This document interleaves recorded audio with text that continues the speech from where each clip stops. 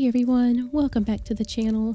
So today, after getting a lot of questions and like how-to requests, I was going to share with y'all how I take photos in Path of Titans. Now most of y'all probably already know that I do use Nvidia Ansel, and I'm also providing a link down below in the description that will show you which GPUs are compatible for Ansel. And this is straight off the Nvidia website as well. So we are here in the game. Now there's a couple of things you need to do first before you start taking photos. One is you need to hide your HUD. So in Path of Titans, if you hit the L key, your HUD will disappear. If you also go into your settings and your controls, if you scroll down, toggle HUD is set to L. You can change that to just about anything you like. So if I wanted to put it as my backspace key, I could set it as my backspace key. Just whatever works best for you. And there it works, just like that. So once you have your HUD hidden, you want to go ahead and get in a cool or interesting pose for your dinosaur. And a lot of this is what takes, I would say, a lot of trial and error. So I'm just going to do one of him walking. And you have to have kind of long fingers for the keyboard because to trigger Nvidia Ansel, you have to hit Alt plus F2. So while I'm walking forward, I'm going to do a little bit of a turn and Alt F2. There, as you can see, the game is frozen and you have the photo mode bar here on the side. Normally things like depth of field and details will not be here, so your game would look just like this. Now, if you hold down your left mouse button, you can rotate the camera, and using the W, A, S, and D keys, you can move your camera around freely. Now you notice the closer I get, it seems like the photo gets a little bit more distorted.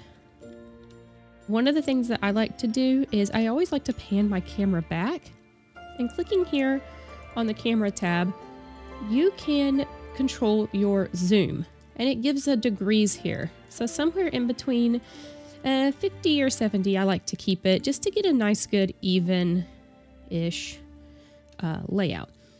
Also, you do have other options here depending on the type of game you're playing. You can do screenshot, super resolution, 360, and screenshot stereo, and 360 photo sphere. Now, I'm not going to go ahead and do those for this example. I think it's better if you try them out yourself and see what they do. I will say the photosphere is kind of interesting depending on what kind of game you're playing.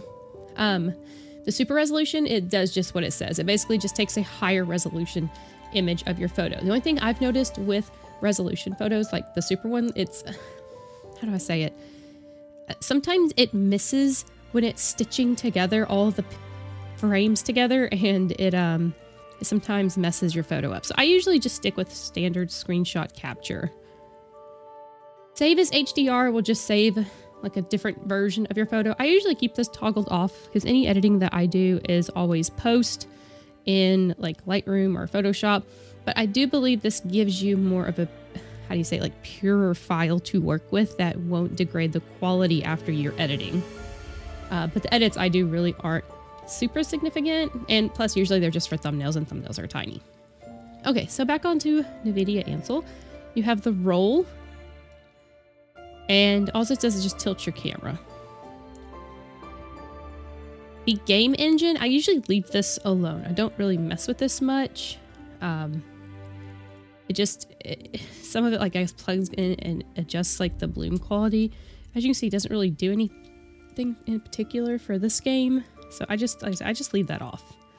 Okay, so my filters, the main one that I use is the depth of field. If we want a nice blurry background to make it look like this photo was actually taken with a camera, you can add depth of field and you see how blurry the background is. Oh, also another helpful thing is down here where it says hide panel is the insert key. If you hit insert, you can hide the panel, and as you see, his tail is actually cut off the picture. So a personal pet peeve of mine is I don't like having really any of part of the body of the dinosaur cut off. So I'm going to go ahead and realign him. I hit the escape key and I'm back in the game. So I want to turn a little bit sharper, maybe do a little bit of a bite. Oh, it looks goofy. Something like that. And you can like go down lower to the ground and get a more upshot like this. And this one's really nice. I'm liking how this one's feeling so far, because you have the nice white background. The teeth are kind of silhouetted against it a little bit.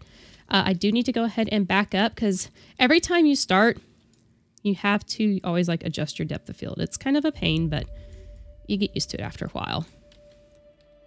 Find a good angle. Trying to get the little shrubbies out of the way. I'll probably blur those out later. Okay, so depth of field. Again, these settings is probably something that you will just have to play with and find out which you like best. But the focus depth basically tells you how close or how far your focus is. I usually tend to keep it right about there. Now the far blur curve, the higher it is, like the less blur you have.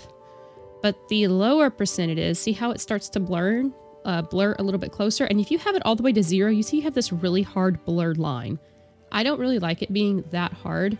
It needs to be like a little bit more of a soft, like leaning into a blur. And again, that's just personal preference, so you don't have to copy exactly what I do. The near blur curve just does the near stuff. So like the lower the number goes or the percentage goes, see how the front of his body is now blurred? We're going to go ahead and back that up just a little bit. And I don't know, I personally don't really use near blur curve that much. And the blur radius does just what it says. Higher percentage, the more blur, lower percentage, less blur. I usually tend to keep mine somewhere in the middle. This is one of my main go-to filters. But as you get in and you start playing around, you see that there's tons of filters that you can choose from. You can even make this like a watercolor print.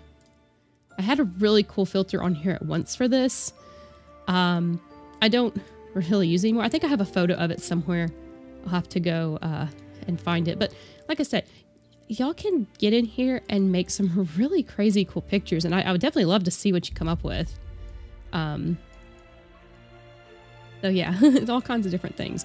If you don't like a filter, like say I want to get rid of the watercolor filter, just click the little trash can, make sure you have that filter selected, and it goes away. I usually use the details. It brings up the sharpen a little bit.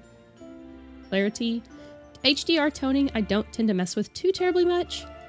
Bloom, just depends on what the photo's about or the type of style that I'm going for. And this is basically all that you do.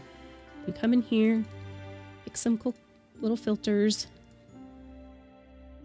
and adjust the tint color if you want to give it more of like a warmer filter, a warmer vibe. You have your temperature here, cool, warm. I usually keep it kind of low numbers. Don't want to get anything too, too different. So this right here looks pretty good. So I'm going to go ahead and snap this photo. Now, when you exit out of Ansel, it will save what you put. So see, when I go back into Ansel, it keeps all of my filters. And yeah, look how blue he is. That's a very blue aloe. I would love to get one like from the top. I just don't know what move I should make. Again, a lot of it is trial and error, so don't get discouraged if like the first couple of photos you take turn out to be not what you were expecting. Another thing that can also be helpful is this show grid button. So the show grid basically brings up what photographers call is the rule of thirds. And usually in a successful photo, I guess you could say, is these points right here is where you want the main focus of your subject to be. And this is what I learned back when I was in college and I took like photography school and all that stuff. But mostly I was honestly just self-taught from the internet and things that I've read online. So right now my subject is framed right in the center. It's not, as pro photographers would say, very visually appealing. But if you move around and use your zoom, you can put an interesting focal point, usually like the eye of animals, in that corner. And move around. Like, don't just shoot one part of your subject. Like, as long as it's frozen, go ahead and move around. Try different things. you know, just be creative. So like right here, see how I've got the third point focused on his head? So I'm going to go ahead and hit snap. Or snap. There we go. Well, I hope this was interesting for y'all. I honestly didn't expect this to be a super long video. But yeah, if you'll have any questions or anything, post down in the comments. I will definitely try my best to answer them all. And I hope this helps some of you guys. Can't wait to see your photos. And with that, I'm going to go ahead and sign off. Y'all have a good day, and I will see you next time. Bye, everyone.